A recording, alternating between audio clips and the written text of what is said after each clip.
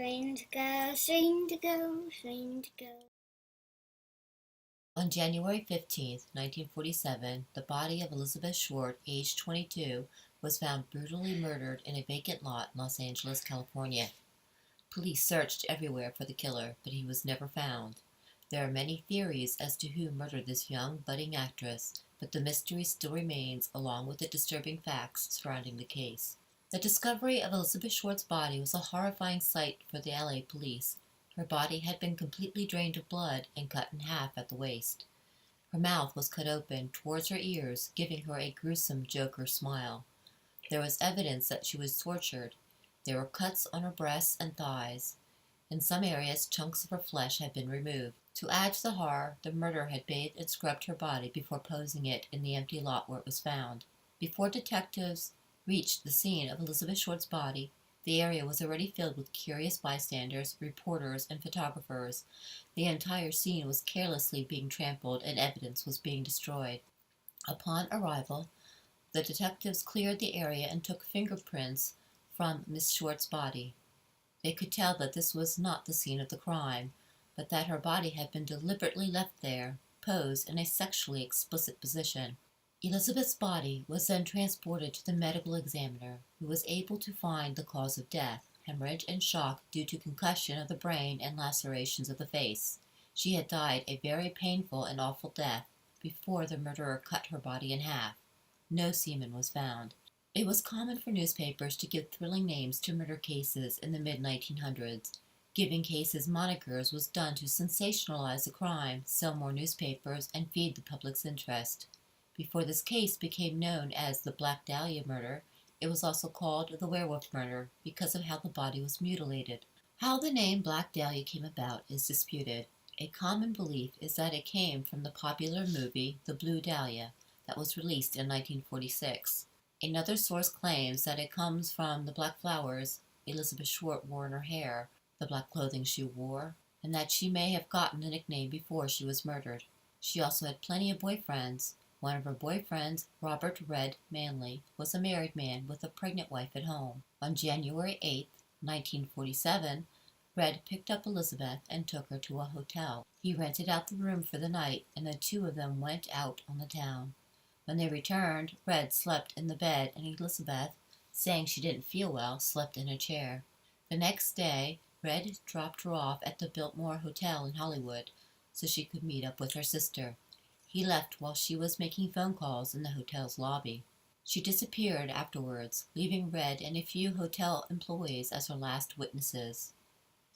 Miss Short was missing for 6 days before her body turned up. There were rope marks on her wrists and ankles. Investigators at the scene believe she had been tortured for days before being dumped.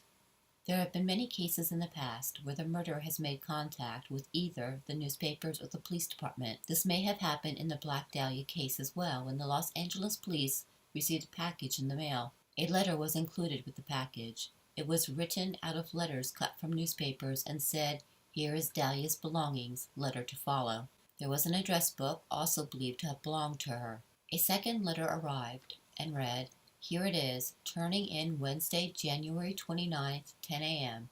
Had my fun at police, Black Dahlia Avenger."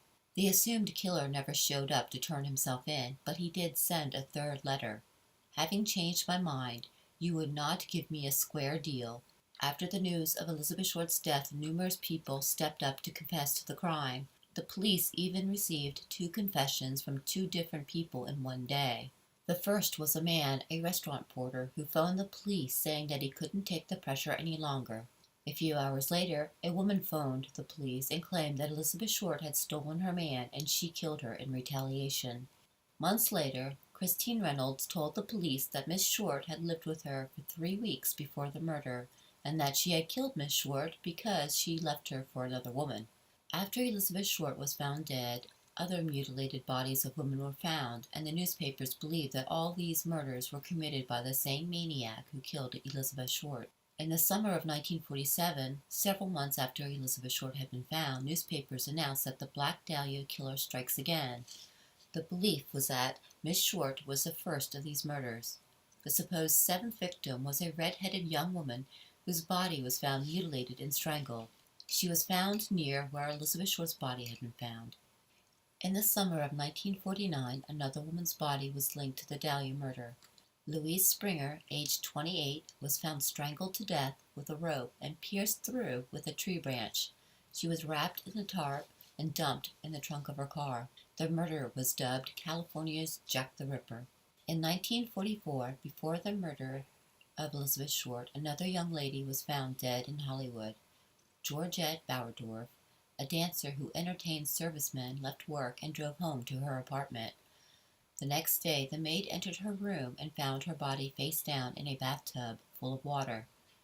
A neighbor later confirmed that a scream and the words "Stop, you're killing me" were heard around 2:30 a.m.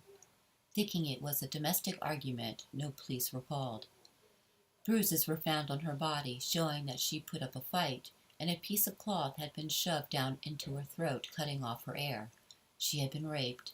The killer had taken off with her car and left it abandoned after it had run out of gas.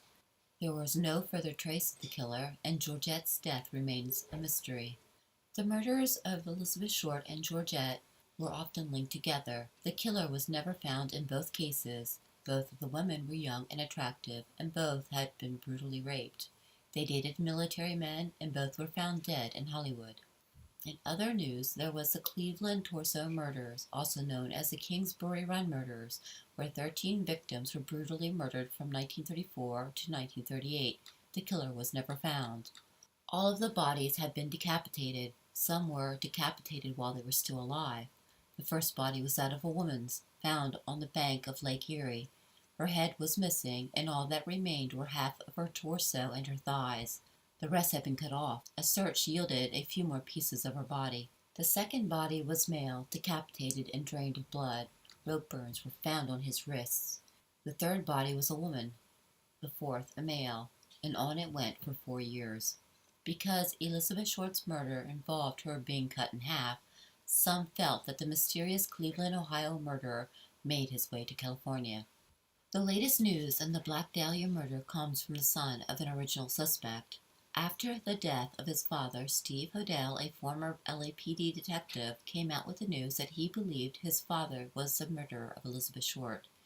His father, Dr. George Hodel, was one of the original suspects in the case, but was cleared of any wrongdoing. Shortly after Steve turned 9, Dr. Hodel left his family and eventually moved to the Philippines. Later on, Steve went through the boxes his father left behind and found a picture of a young lady who he believed was Miss Short. He followed his suspicions that his father may have been the murderer and gathered evidence for well over a decade. This was later published in a book. But Steve Hodel was not the only person who thought Dear Dad was a murderer. Author Janice Knowlton also believed her father was the Black Dahlia murderer and wrote a book about it.